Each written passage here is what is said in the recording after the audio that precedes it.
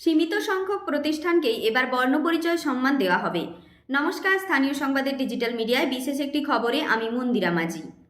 সাধারণতন্ত্র দিবসের দিনে ঘাটাল মহকুমায় এবার ব্যাপক সংখ্যক প্রতিষ্ঠানকে বর্ণপরিচয় সম্মান দেওয়া হবে না। সীমিত কয়েকটি সরকারি প্রতিষ্ঠানকেই ঘাটাল মহকুমা প্রশাসনের পক্ষ থেকে ওই পুরস্কার তুলে দেওয়া হবে বলে জানা গিয়েছে। ঘাটালের মহকুমা শাসক সুপ্রভাত চট্টোপাধ্যায় বলেন, এবার থেকে কোনো বেসরকারি প্রতিষ্ঠানকে বর্ণপরিচয় সম্মান দেওয়ার বিষয় বাদ রাখা হচ্ছে। কাজের উৎকর্ষতার নিরিখে সরকারি প্রতিষ্ঠানগুলিকেই মহকুমা প্রশাসন এবার বর্ণপরিচয় সম্মান প্রদান করবে। ঘাটাল মহকুমার বিভিন্ন সরকারি প্রতিষ্ঠান ও কর্মীদের বিগত দিনের কাজের মূল্যায়ন করে একটি অনুষ্ঠানের মাধ্যমে পুরস্কৃত করার রেওয়াজ ঘাটালে কখনো ছিল না। 2017 সালে ওই ধরনের পুরস্কার দেওয়ার বিষয়টি প্রথম শুরু করেন তৎকালীন মহকুমা শাসক রাজনবীর সিং কাপুর। ওই উদ্যোগ নেওয়ার পর মহকুমার সরকারি কর্মীদের মধ্যে বেশ ভালো সাড়া পাওয়া গিয়েছিল। কাপুর কয়েক মাসের জন্য ঘাটাল মহকুমার দায়িত্বে ছিলেন, তাই তিনি চলে যাওয়ার পর পুরস্কার দেওয়ার বিষয়টি বন্ধ হয়ে যায়।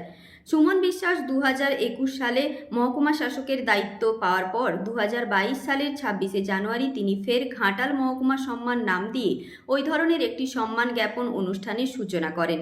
2023 সাল থেকে ওই পুরস্কারটির নাম পরিবর্তন করে হয়ে যায় বর্ণপরিচয় সম্মান।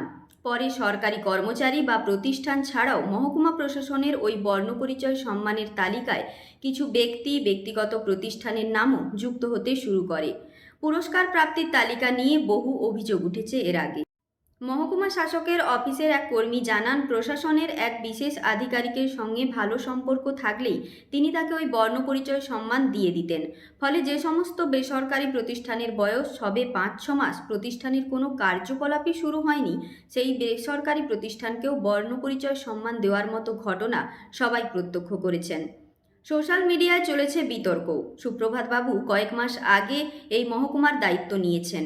অনুমান করা হচ্ছে পূর্বের বর্ণপরিচয় সম্মানের অনিয়ম নিয়ে অভিযোগগুলি নতুন মহকুমা শাসক খতিয়ে দেখেছেন। সেজন্যই হয়তো এবার বেসরকারি প্রতিষ্ঠানগুলিকে তালিকা থেকে বাদ দেওয়ার চিন্তাভাবনা করেছেন তিনি। ঘাটাল মহকুমার সমস্ত খবরের আপডেট পেতে আমাদের স্থানীয় সংবাদের ফেসবুক পেজ, ইউটিউব চ্যানেল এবং www.ghatal.net এর সঙ্গে যুক্ত থাকুন। নমস্কার।